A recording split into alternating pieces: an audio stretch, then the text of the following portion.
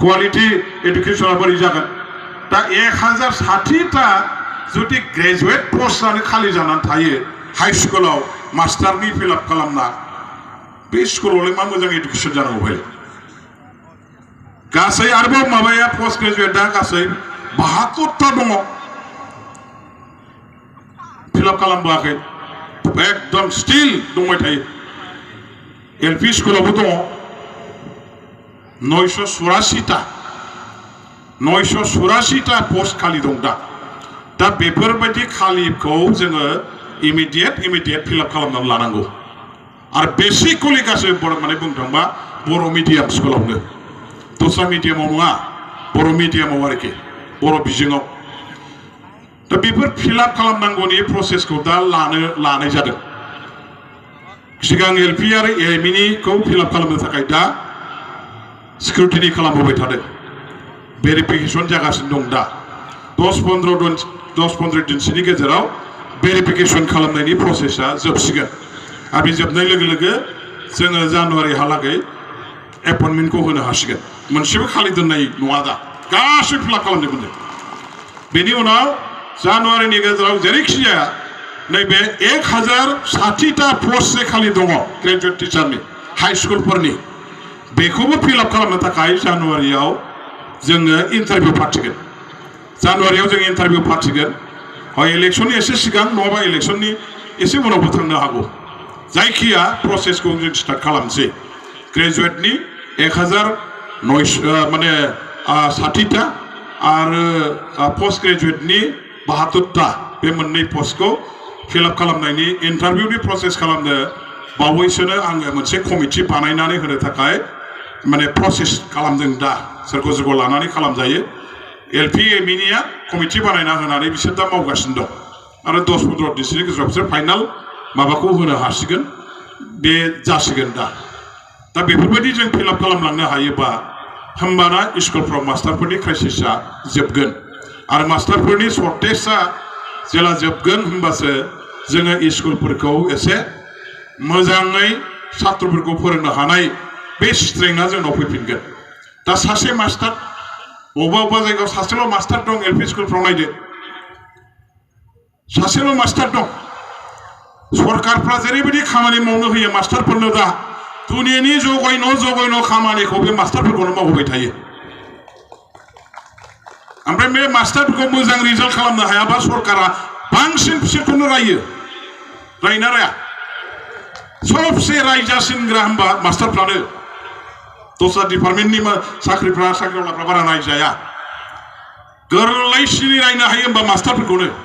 ओमफ्राय बे मास्टारफ्रा बोरै मोजां रिजाल्ट खालामनो हानांगौ सासेल' मास्टार एलपि स्कुल गंसेयाव बे मास्टारखौनो नोङो हनै माने माबा बिएल' हनै माबा बायदिसिना सरकारि खामानियाव बाहायबाय थानोसै गभर्नमेन्टआ स्कुलाव फोरोंनो मोनला मा जानांगौ बिदिजों रिजाल्टआ मोजां जायाबा दोखो राया बेफोरब्रा गासिबो अनेक आरो दाथ' जेबायदि नियम जाबाय बे माबा माने टिउटर माबा माबि बायदिसिना होननानै मास्टारफोरखौ जेबायदि क्लासिफिकेसन खालामबाय गंसे स्कुलावनो सोरबाया टिउटर गंसे स्कुलावनो सोरबा रेगुलार मास्टार खामानिया एखे मावगासिनो दङ बेबो 10टायाव फैनानै 4टासिम बेबो 10टायाव फैनानै 4टासिम मावगासिनो दं बे फोरोंनाय बे स्टाफ बे स्कुल बे सासे मास्टारानो बेथननि बेलायाव हनै बेना 10,000 मोनो 12,000 मोनो दा बेखौनो लानानै था सासेया बिनि मेगनाव 50,000 बेथना बख'गासिनो दं बिसोरनि गेजेराव साइक'लजिकेल डिफारेन्स फैगोन ना फैया साइक'लजिकेल डिफारेन्स फैयो जेबायदि खस्थ' दाथ' जेबायदि खस्थ' मोनफादों आंबो मास्टारफोरनि समस्याखौ बिला मिथिजोब्बाय आं जा दं आरो मोनसे समस्याखौनो सानसेयाव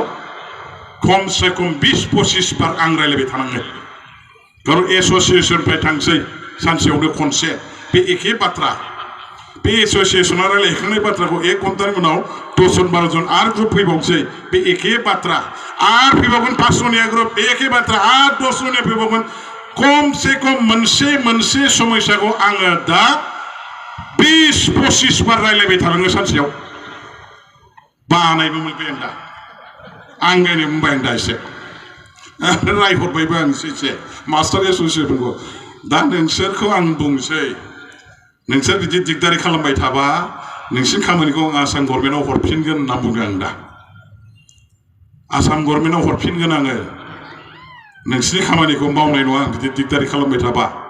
एखे बाथ्रा एखे खोथा एखे एजेन्डा सानसेयाव 20 जन 20 बार 25 बार रायलायबाय थानांबा एसे आंगायनो मोननो नागिरो कारण आं जेराव बुंगासिनो दं बुंहरगासिनो दं दा समस्या ओरैहाय आसाम गभर्नमेन्टनि मुख्यमन्त्रि आसामनि माने एडुकेशन मन्त्रि बिथांमोनजों रायलायनानै मोनसे बुजाफोरायाव फैबाय आरो बे आयेननि बाथ्रा दाख्लै आसाम एसेम्बलि 25 तारिखआव जनायनि सिगां नभेम्बरनि 25 तारिखआव एसेम्बलि जिरायदों बेनि सिगां चिफ मिनिस्टारजोंबो रायलायनाय जादों एडुकेशन मन्त्रिजों रायलायनाय जादों कारण मिथिगौ जे 25 तारिखनि सेसनाव 25 निफ्राय 29 सिम जे जादों बे सेसनाव एडुकेशन एमेन्डमेन्ट बिल लाबोगोन स्कुल प्रभिन्सियेलाइज खालामनायनि माबा मास्टारफोरनि साख्रि प्रभिन्सियेलाइज खालामनायनि एमेन्डमेन्ट बिल लाबोगोन दा बावहाय जों मिथिबाय जे आसामनि एमेन्डमेन्ट बिलजों जोंनि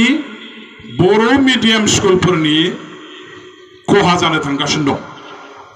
कारण बिथांमोना जाबाय एमेन्डमेन्ट खालामदोंब्लाबो बिथांमोननि सार्भिस प्रभिन्सियेलाइजेसननि बेस इयारा जाबाय 1/1/2006 आरो 1/1/2006 खौ जुदि बेस इयार खालामनानै प्रभिन्सियेलाइज खालामनांगौबा जोंनि बर' मिडियाम स्कुलफोर बिटिसि ओनसोलाव बिराद बुरजा डिप्राइभ जायो हाबा कलेजफ्रा हाबा high school LP ME college provincialise जाया बेखायनो जोंनिया जाहैबाय मा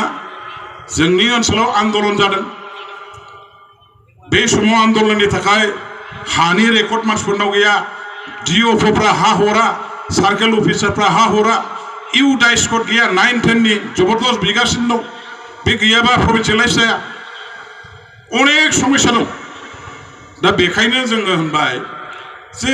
1/1/2006 खौ बेस इयार खालामनानै प्रभिन्सियेलाइज खालामनायाव जोंहा बिटिसिनि बर' मिडियाम स्कुलफ्रा नट अनलि बिटिसि आसामाव जेसेबां दं बे स्कुलफ्राबो डिप्राइभ जाजोबो ओंखायनो जों मोनसे फर्मुला मोनसे माबा होबाय मा दाना आयेनाव थांसै होननानै बे जाबाय बिटिसिआ लेजिस्लेटिभ पावार थानाय मोनसे पावारफुल गभर्नमेन्ट बे दस्रा दस्रि गभर्नमेन्ट बायदि नङा लेजिस्लेटिभ पावारा पार्लामेन्टआवबो दं सेन्ट्रेल गभर्नमेन्टआव स्टेट गभर्नमेन्टआवबो दं एसेम्बलियाव सेम पावारा जोंनि बिटिसिआवबो दं लेजिस्लेटिभ पावार गैयै गभर्नमेन्ट नङा बियो तारमाने आयेन बानायग्रा जे क्षमता बे क्षमताया आसाम गभर्नमेन्टनि जे क्षमता लेजिस्लेटिभ पावार एखे क्षमता संबिधाना जोंनोबो होदों आरो डिपार्टमेन्टआ एडुकेशन डिपार्टमेन्टआ जोंनो ट्रेन्सफार खालामखानाय डिपार्टमेन्ट बेखायनो जे डिपार्टमेन्टखौ ट्रेन्सफार खालामदों 40टा डिपार्टमेन्ट बे 40टा डिपार्टमेन्टखौ जों बोरै सालायो बोरै सालाया बबेखौ बेस इयार खालामनानै जोङो प्रभिन्सियेलाइज खालामो खालामा थिक खालामनायनि मालिकआ जोंसो बिटिसिआसो दस्राया नङा कारण जोंनि आयेनाव जों बेखौ लाबोगोन 1/1/2006 आ बेस इयार जानो मोना 1/1/2006 नि सोलाय जेन'बा जोंना 12बो जानो हागौ 15बो जानो हागौ 16बो जानो हागौ बेखौ जोंनि मथे जों बानायगोन जोंनि एकआव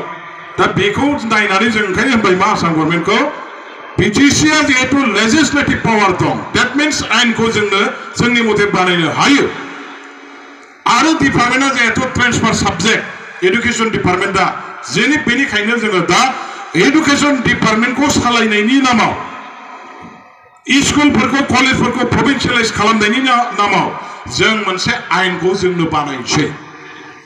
लेजिस्लेशनखौ जोंनो खालामसै जोंनो कमप्लिटलि बे अथरिटिखौ होनांगौ आरो बानायखांनानै जों जेसेबां स्कुलखौ प्रभिन्सियेलाइज खालामना हरगोन जोंनि एक मथे बेनि टटेल फाइनान्सियेल बार्डेनखौ आसाम गभर्नमेन्टआ लानांगौ बे बिलनि अपारेशनेल एरियाया बिटिसि एरियाखौ बाद होनानैसो जानांगौ बिटिसि एरियाखौ कभार खालामनानै जानो मोना